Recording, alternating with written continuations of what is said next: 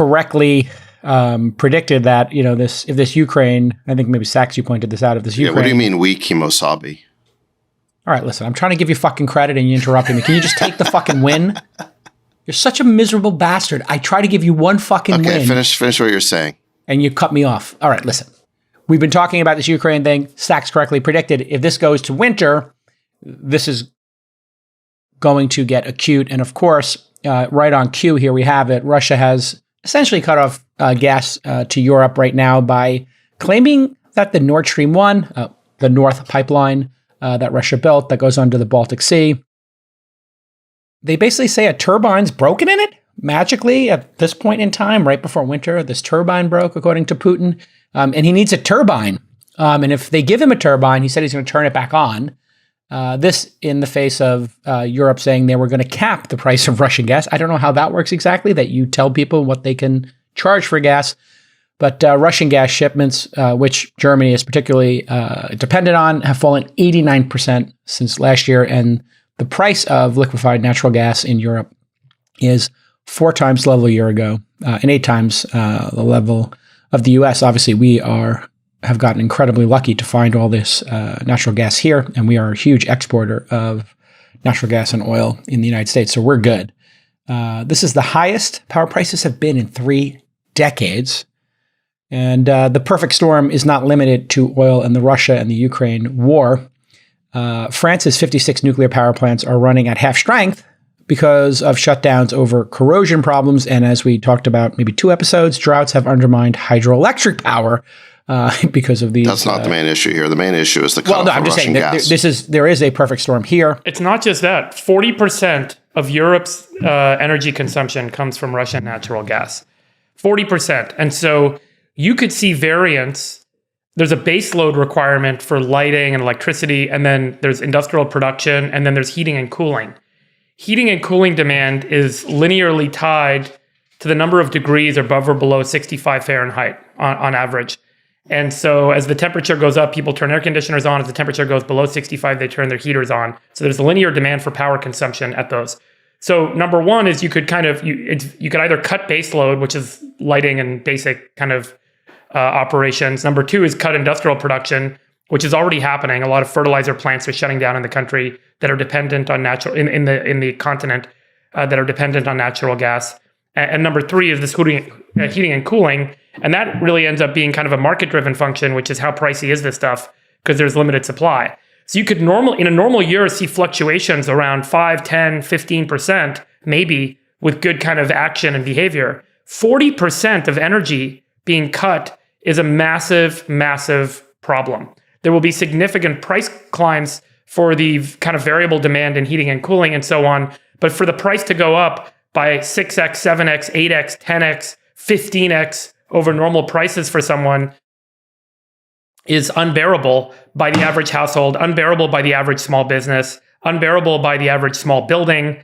And so it's causing critical failure across the economy, across the currencies, across debt markets. And there's real concern that ultimately the shutting off of 40% of the energy supply to the continent leading into winter is coming, where energy demand spikes because of the need for heating, is going to cause real kind of problems. So there's the cataclysmic problem of people actually being able to heat their homes. There's the industrial problem of parts of the economy shutting down. And then there's the currency problem of the governments needing to step in and bail out industry, buy super expensive gas, give it to their citizens and their businesses at a discounted price, and seeing their national and sovereign debts skyrocket, which is now expected to happen. And as a result, the British pound is trading at its lowest level since 1985. And as a result, people are rushing to the street from Prague to Cologne, Germany, even in London, proclaiming that the governments aren't doing enough, number one, to stall the rate of inflation, to make energy prices cheaper through action by having the government subsidize. And number three, which I think was inevitable and is now becoming kind of the surprise factor to the Ukraine crisis, citizens are saying, end this war now. Get to the table with Russia, come up with a settlement, and get the heck out of the Ukraine. By the way, that's not everyone saying it, just to be clear, but there is this rising, rioting, protesting behavior happening across Europe, particularly in Eastern Europe, as a result of the Ukraine war. And so we're seeing I think a big shift in attitude and a big shift in kind of the societal perception of this war, particularly in Europe, because they're so acutely feeling the effects, and we are not in the US. They're acutely feeling the effects, and they're saying, we need to stop this war now. We need to get out of the way. We need to let Russia turn the gas pipeline back on, and we need to figure out a resolution. Stop supporting Ukraine. And that's a voice that did not exist very loudly at the beginning, and it's starting to swell. Running out of food, or running out of heat to keep your kids warm. I mean, these are pretty acute situations. Chamath, what's the vibe in the Middle East about this? Are they looking at it and seeing it as an opportunity? Are they looking at it and seeing it as, a manageable crisis? And what do they consider their participation in this to be? There's a very structured framework for energy production, which is OPEC and OPEC plus. And, they have done not just the Middle East, but frankly, the Middle East plus the United States, the best job possible to basically get the maximum demand so that there's as much energy as possible. The reasons that Europe are in an energy crisis really should be discussed honestly. So, number one, an entire continent essentially allowed a 16-year-old girl to dictate their energy policy. And when Greta Thunberg was able to shame an entire continent into basically walking away from nuclear and not really evaluating how you can actually have energy independence, what they did was they put Europe in an incredibly fragile position. And at the beginning of this war, it wasn't clear how much damage the lack of Russian energy would do to the European economy. But now it's absolutely clear. How did they not see that, Chamath? We said it on the pod. We said it on the pod in February. How did they not? I mean, Trump said it years ago. I mean, the first thing we said. How is it not obvious? The problem is you had to be honest, you had these two goofballs. You had a goofball on the left, which was a 16-year-old girl who knew nothing. And you had a goofball on the right, which is a president whose language turned people off, even though the message that he was delivering was 100% right. When Trump went to the United Nations, he was clear, he was precise, and in hindsight, and I'm saying this as a Democrat, he was right about the German reliance on Russian gas and the European reliance on gas. What did they think would happen? The important thing was the reaction. Remember the German delegation snickering while he was talking? They were laughing. They were laughing. But we're missing the real lesson. The real lesson is that in all of our haste to basically overtly judge Trump because of his delivery and his personal style or whatever, we ran towards a 16-year-old person who has no rooting in science or technology to dictate the energy policy of an entire continent. I mean, she was nominated for a Nobel Prize. Just to remind you guys, this is how insane all of these people were. So in an effort to virtue signal to the hilt and beyond, what we essentially did, what the entire world did, was turn a blind eye to science and turn a blind eye to mathematics and simple understanding of supply and demand. And so now you have this situation where the entire continent of Europe is probably on the precipice of, at the minimum, a recession.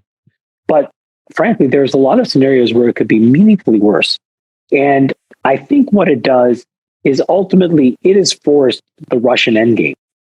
And that Russian endgame is essentially the following, which is that Germany will probably be the first to capitulate, but it'll be a combination of the United States and Europe who negotiate some kind of a settlement. They have to fold. And the reason, well, without calling it folding, I would just say there's a settlement. And the reason the settlement is necessary is you're going to start to impact tens of millions of people's lives in an incredibly arduous way. And those people are asking their leaders to tell them why it's worth it. That's why you're seeing protests all around Europe. People have decided that this war has gotten 2 or 3 steps beyond what they thought they were getting into, and that it was shining light on a whole set of decisions that never should have been made. Sachs, I think what people most want to know, and I'll go to Freeberg after Sachs. Freeberg, I think people are going to want to know, how do they close this gap in terms of the 40% dependency? So you can start thinking about that. But Sachs, how do we resolve this issue with Russia without enabling them? Because nobody wants to enable them and reward them for invading countries. But here we are. They didn't settle this thing in the whatever 9 months we're in now. And they don't have any more cards to play. They need heat. People can't freeze to death in Germany. So they're going to have to fold in some way. And it doesn't seem like there's any gap that can be closed here in terms, there's not enough firewood to go around. It's all these stories about stockpiling firewood. That doesn't seem practical. Sure, you could reduce consumption by 10, 20, maybe 25%. That does seem reasonable, but there's still a huge gap here. So what's the end game, Sachs? I mean, well, first, just to put some numbers on this, there's a good report by Goldman Sachs called Europe's Energy Crisis is at a Tipping Point. This came out on September 8th. And it says here that the price of natural gas in Europe, it used to just be 20 euros per megawatt hour. It's now above 200 per megawatt hour. So we're at 10 times the 10-year average in the market, and winter isn't even here. So, Europe is the Titanic. Winter is the iceberg. The main difference between this and the Titanic story is that everyone can see the iceberg. And yet no one is really changing course. So Liz Truss, the new prime minister of the UK, said that Ukraine can depend on UK for support in the long term. Olaf Scholz said that Germany will support Ukraine as long as it takes. Macron, from France, said that NATO will stand together and prevent Russia from winning the war. So, leader after leader is doing the opposite of what you and Chamath have just said, which is try to figure out a compromise. In fact, in the last week or so, new information came out about actions Boris Johnson took back in March or April remember when there was discussion about a peace deal about a month into the war? It turns out that Boris Johnson went to Ukraine and said, no deal, do not take the deal. We need to weaken Putin and Russia, not compromise with them. So the fact of the matter is that the European leaders are increasingly out of touch with their own people.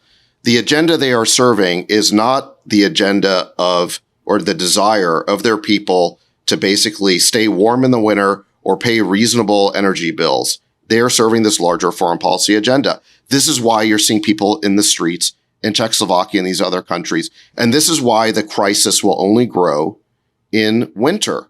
I think you guys are just assuming there's going to be a compromise. I'm not sure that's true. These leaders are stubborn. So this is why, for example, we've already now seen in the UK, Boris Johnson lost power, although Liz Truss basically has the same policy. Mario Draghi has basically lost in Italy. Bulgaria replaced their PM. So the leaders, the dominoes are starting to fall in Europe. And I think there's going to be a lot more of this. And who knows what governments we're going to end up with in Europe in What's 6 the end months. game then? I mean, what do you predict will happen? You think they're going to hold their ground and not have a compromise? So Chamath pointed out the mistakes that these leaders made following Greta Thunberg. I think there's another mistake they've made, which is I think all of these leaders have pulled a Tony Blair. Do you remember Tony Blair? Tony Blair was the Bill Clinton of the UK. After Margaret Thatcher, he was the first Labour PM to get elected. He was incredibly talented as a politician, and he was very popular in the UK until he did one thing. You know what that one thing was? He went along with George W. Bush's Iraq war. The people of the UK did not want to get involved in that war, and Blair acted as W's lapdog and went along with it and bought into all of the lies about that war. And today he has zero credibility in the UK. It's really actually a sad story. I think that these European leaders are making a similar kind of mistake with respect to Biden's proxy war against Russia. Now, let's go back. I want to go back to a point you made, Jason, just and I'll turn to Freeberg, which is you talked about the fig leaf, that the Russians are blaming this on a turbine. I don't think that's even really true anymore. I mean, the Russians have basically said— Putin's lying, of course. Yeah. Yeah, but I think the Russians have basically said that, listen, this is also about your because of sanctions. sanctions. It's about sanctions. It's sanctions and a Right. turbine. It's like, pick one. Right. It can't But listen, be both. but the point I'm trying to make it, look, obviously this is retaliation by the Russians. The problem is the stupidity of Western leaders in not thinking there's going to be retaliation. I mean, all you're hearing right now from Western leaders is indignation that Russia would play the only card they have, the card that was obvious they were going to play. Meanwhile, look at what we've done. So you've got administration officials talking about the fact that we have commandos on the ground in Ukraine. You've got administration officials bragging about the fact that we are helping to paint targets on the backs of Russian generals so they can be killed. You have administration officials boasting about providing the artillery spotting so we could sink the Moskva, the Russian flagship. I'll provide receipts for all of these things, okay? You've got Biden saying that Putin cannot remain in power. You've got Lindsey Graham saying he needs to be assassinated. Hold on a second. Let's go forward. How does it resolve? You've got Lindsey Graham saying that he needs to be assassinated like Caesar. You've got the U.S. appropriating $40 billion. Too hawkish. Hold on a second. In weapons to Ukraine. So my point is this, okay? The U.S. and the Western alliance, they are doing everything in Ukraine except pulling the triggers, okay? They are doing the artillery spotting. We've been through this okay, many so times. the point is, we are in a proxy war with Russia. Yes. What did you expect was going to happen? Okay. These leaders are not Going even playing forward, checkers. what should happen? Hold on a Going second. forward. Hold on a second. You're in the review mirror. Forget about playing chess. They're not even playing checkers, meaning they cannot even anticipate what the Russians are going to do next. It was imminently predictable that the Russians were going to turn off European gas and create this crisis. So what should they have done? What they should have done was work out a peace deal. I know that, but we're kind of repeating the same position you have every week here.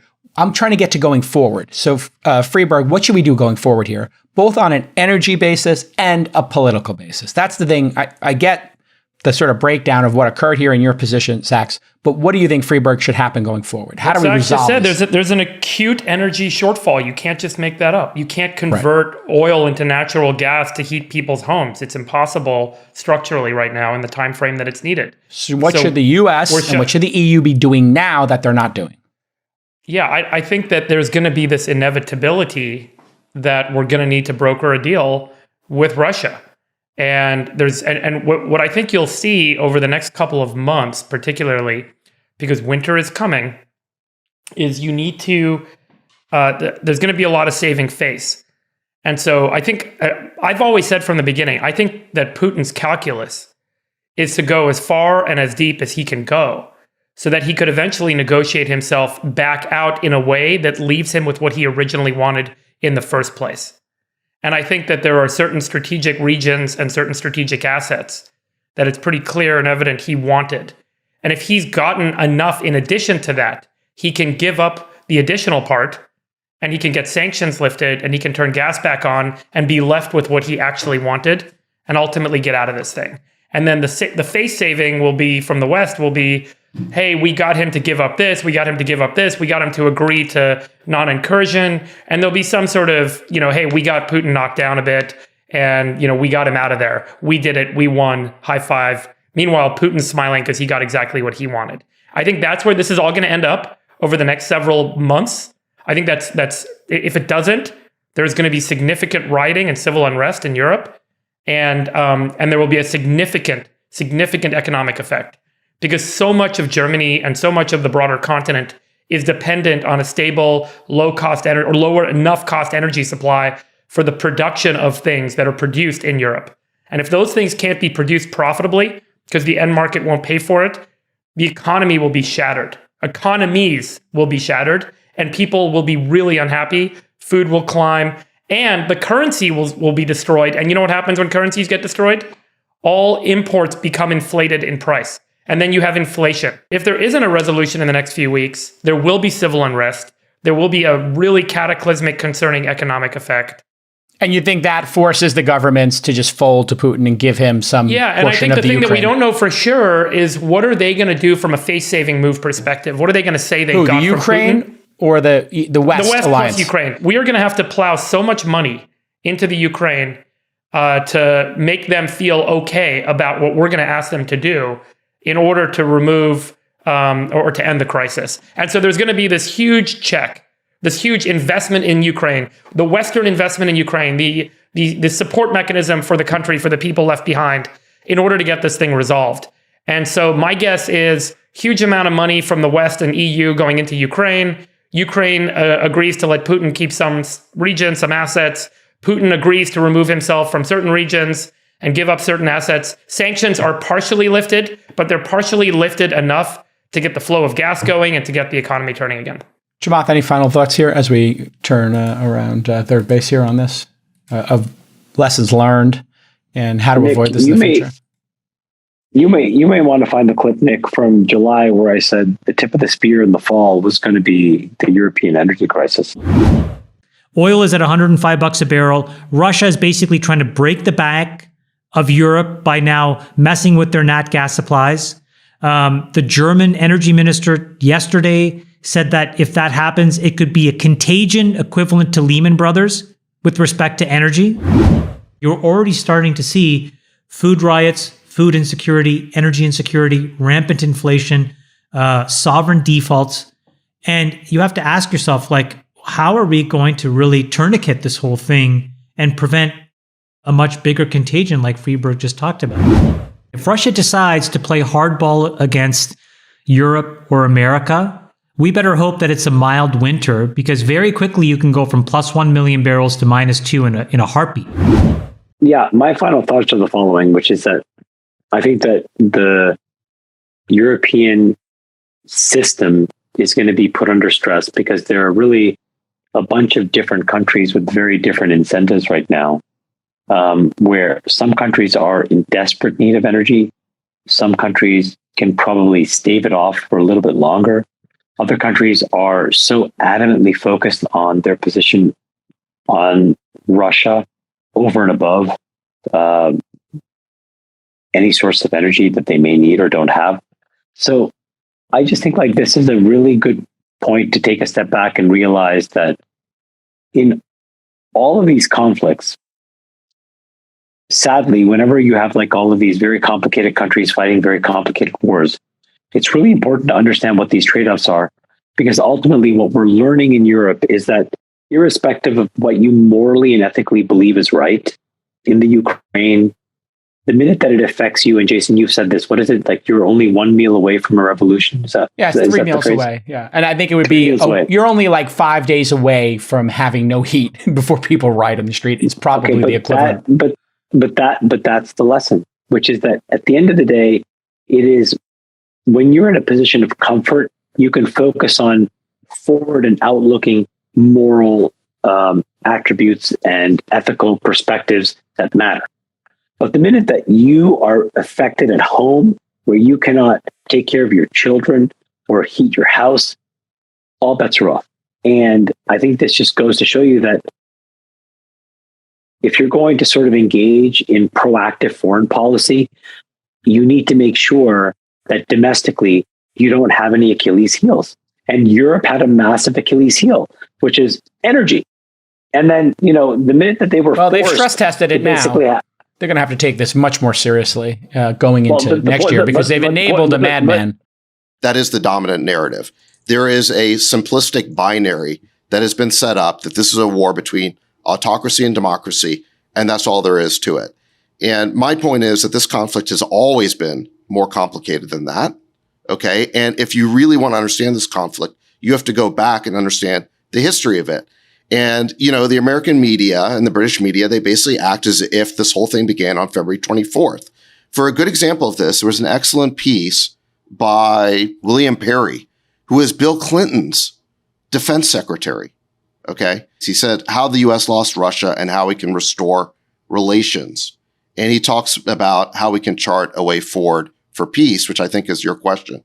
What Perry points out, remember, again, he was Clinton's defense secretary in the 1990s. He almost resigned in protest over NATO expansion eastward. This was basically a contradiction of the verbal assurances that James Baker and President George Herbert Walker Bush had given Gorbachev that we would not expand NATO 1 inch eastward.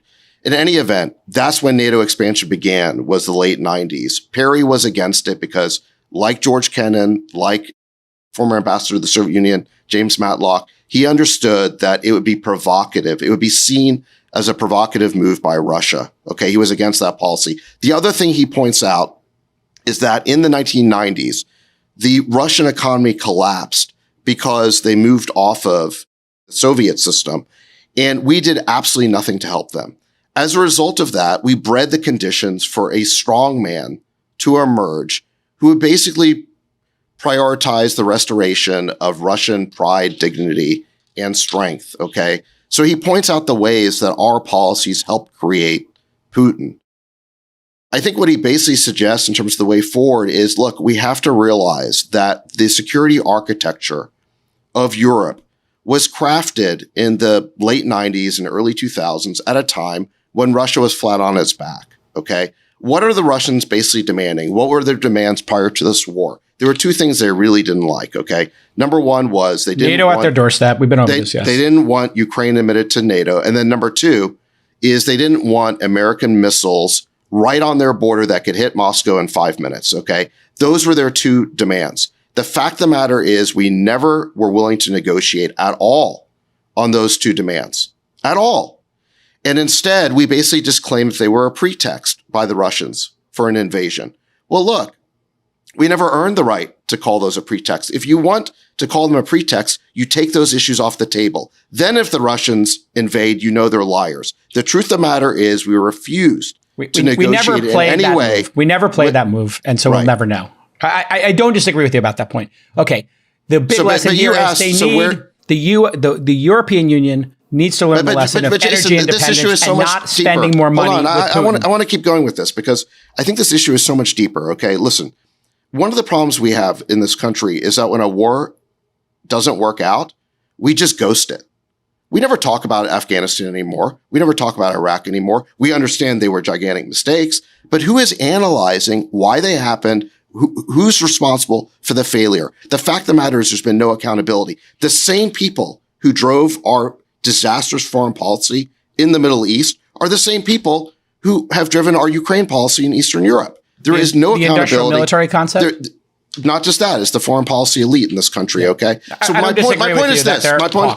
Yeah, okay. So my point is this. And you're a It sounds to me like you're willing to now say, what compromise can we find to get out of this war, okay? My point is... that way since I'm trying to avoid war from the beginning. I do think we did not play the piece of, hey, if NATO is not here, if we don't let them in NATO and we take that off the table, will you move these troops back from the border? And we don't know if they ever offered that or not. But no, we do now. Actually, there was new information that came out of the last couple of weeks. Okay, obviously they should have offered that. I mean, the real issue here is dependency on dictators for energy. Because if he did not have the ability to yank that gas chain, if he didn't have that Nord, he would be neutered right now. Okay, but we knew that. So if you're playing, you're not even saying it accurately. It's not that if he didn't have Nord, that doesn't exist without an entire other counterparty agreeing to it. I agree. If Germany had kept their nukes going, and if they had made other plans, perhaps with the Middle East for oil, or the United States. So, I mean, if we had and don't forget, Biden canceled our energy independence the first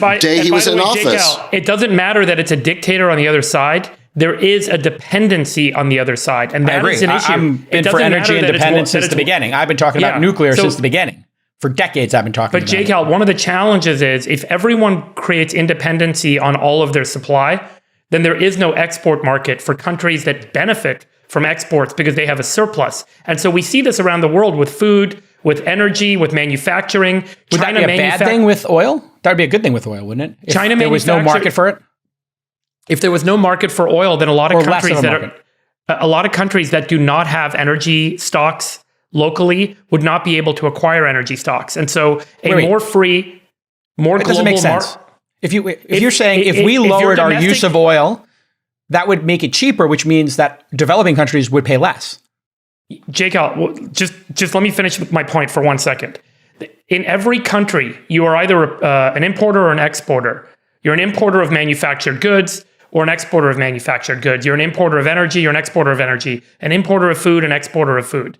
It doesn't matter. And we often use this as a way to characterize the leadership at these countries as being bad when we end up in conflict with them. It doesn't matter that this person is, that there's an autocracy on the other side, or if there's a democracy on the other side. At the end of the day, if there's a global trade agreement, if there's a supply agreement, and that supply agreement gets broken, it's both parties' faults for being dependent on the supply agreement and then allowing conflict to ensue. I don't think what you're saying is accurate, and I'll explain why.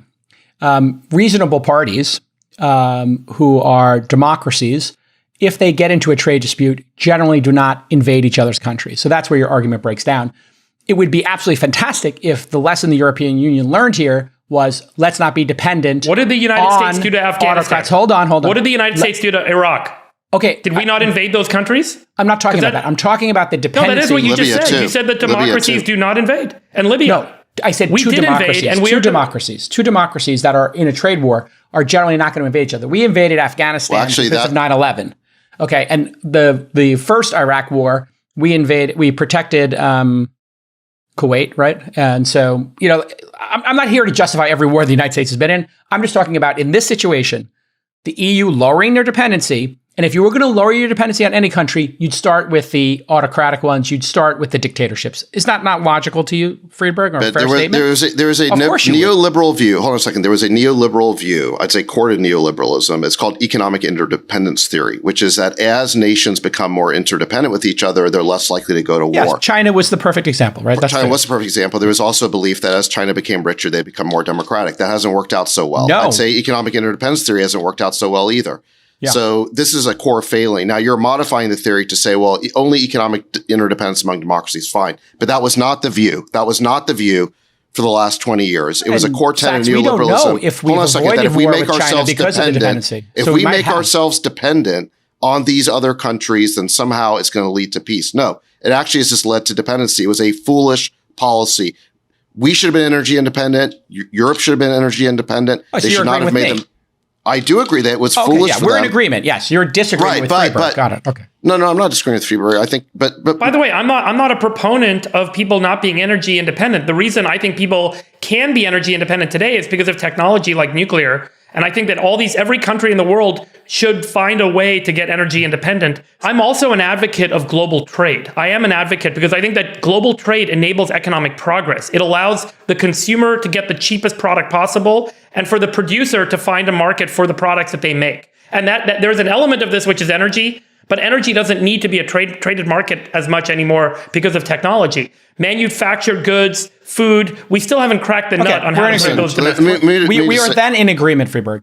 Yeah, I don't know why it sounded like we weren't. This is sort of an ancillary point, but I just want to say that historically there's been no basis for believing in economic interdependence theory. If you go back to World War I, Germany and the UK were each other's largest trading partners before World War I, didn't stop them from getting into war. World War II, I think Russia's biggest trading partner was Germany up until the moment when Hitler invaded them. So listen, economic interdependence has never madman theory. It doesn't. Right? Yeah, but the point is there's very little historical basis for believing that economic interdependence prevents wars.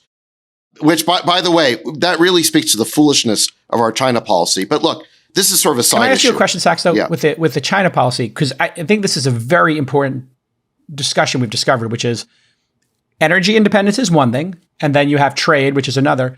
And does this actually push off wars?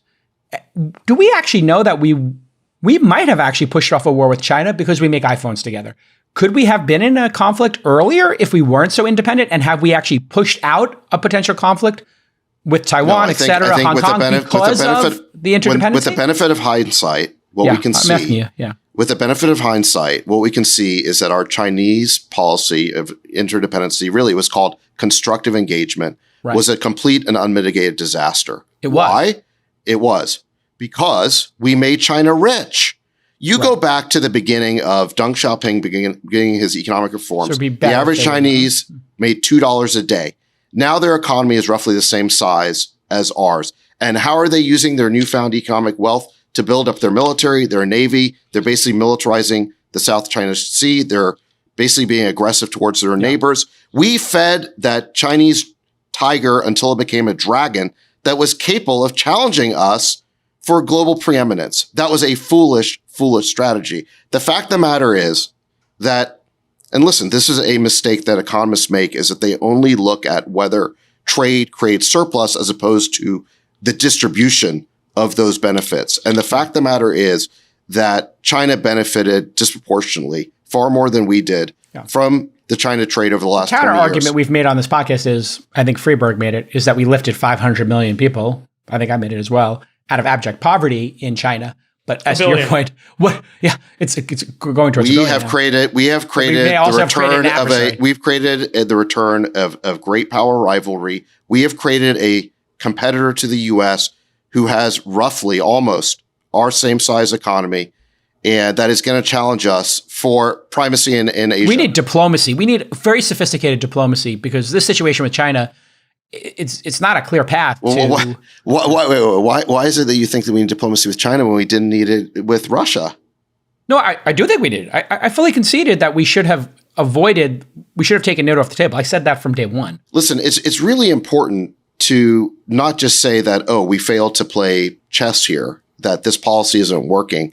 Like, let's not forget how we got into this conflict. We got into this conflict because the administration said, I think there were 4 main pillars to our current Ukraine strategy. Number one, that Ukraine could basically defeat Russia if we basically just gave them weapons. That has not happened yet. Number two, the administration said that sanctions would weaken Russia, maybe even destabilize its leadership and collapse its economy. That has not happened. The ruble's at an all-time high. And because gas prices have gone up so much, their economy has suffered, but on the whole, it's still doing pretty well. The third contention that was made by advocates of this proxy war is that the sanctions would hurt Russia more than Europe. That has not happened. Europe is already hurting more than Russia. And it's about, with winter coming, it's going to hurt even more. And then the last contention that was made, our support for Ukraine would rally the world around us and would strengthen the Western alliance. And I think what we're starting to see is that the Western alliance is fracturing. And you see these gigantic protests in Prague and these other countries. So listen, these were the pillars of our Ukraine policy, and they have all turned out to be flawed and wrong, and they're becoming more wrong by the day. And yet there is no reappraisal of our policy that's coming out of Washington or London or Paris. None of these leaders are saying that there's a problem. So I think we're headed for not just an economic crisis, but a political crisis in Europe because of the fundamental tension between the needs of these people, which is to basically preserve their economy and to stay warm in their homes, and the ideology of their leaders who are fanatically committed to waging a proxy war against Russia instead of finding a diplomatic outcome that was available last year. It was available in January. It was even available in March or April. That disconnect is the fundamental problem.